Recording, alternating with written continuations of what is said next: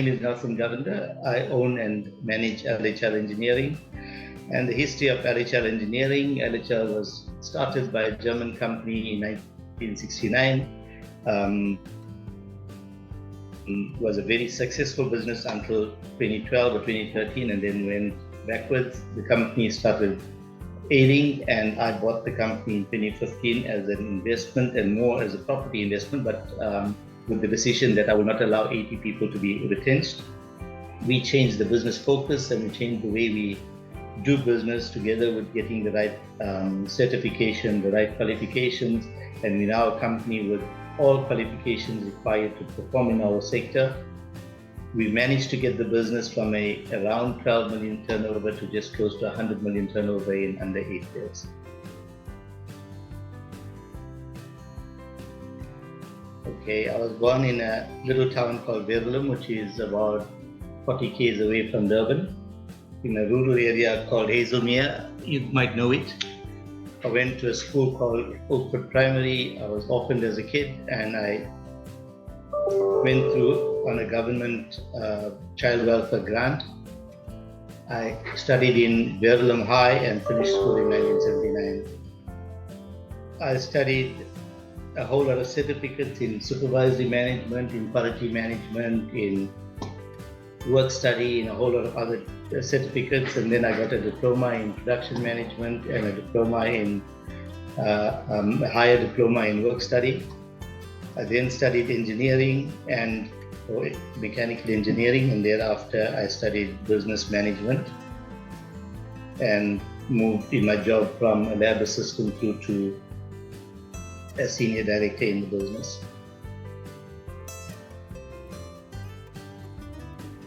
My first job was a lab assistant in a company called Sasol in Secunda, and that was most probably a couple of days after I finished matric, because I had to work immediately after I finished school. I'm the CEO and chairman of the board. I think given my background, it's a case of creating a legacy, where I don't want for my kids to have the difficulties that we experienced. And for my company, I want to provide a service in a key sector in the economy, and I want to provide employment for those that need it. Like I said to you, I came through from a very difficult background, and during that process, you have a lot of naysayers, and for me, extricating myself from the poverty-stricken background and achieving what I've achieved is really my proudest achievement. Okay, I think coming from a difficult past, one of the things we had was apartheid, and one of my senior managers said to me, focusing on the rearview mirror will lead to accidents, which is fact. And what he meant was that we need to learn from the past, but rather look into the present and the future and how we can shape that future. I believe strongly that your heritage does not define your future. I think the challenge is something that most small businesses face. The biggest challenge is funding.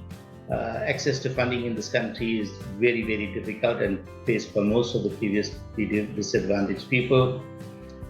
From my side, we managed to save and strategically invest in order to improve our cash availability and credit ratings. Okay, our current country's economic outlook is very poor, and in the midst of this, we've managed to keep our permanent staff fully paid throughout the period, and we've not had any retrenchments or short time. We definitely celebrate all of our successes, but we have a theory that we follow, and that is that everybody has to be accountable for his actions and for his output. Okay, there's no single person that inspires me, my family for sure, but I am fully aware of the happenings around me. In other words, I look at people that achieve and see if I can learn from that. My inspiration is based on growing and mentoring people, which I do on a regular basis. I think as a country, we're struggling in that we don't have new large business, and we have not been very successful in our beneficiation of our raw materials. We need government to identify these beneficiation opportunities with business and create globally sustainable business that can compete in the global market. In the absence of economies of scale, I believe that manufacturing business will not succeed in South Africa. Yeah, to me, nothing's impossible, and as Tata Nelson Mandela said, it always seems impossible until it's done.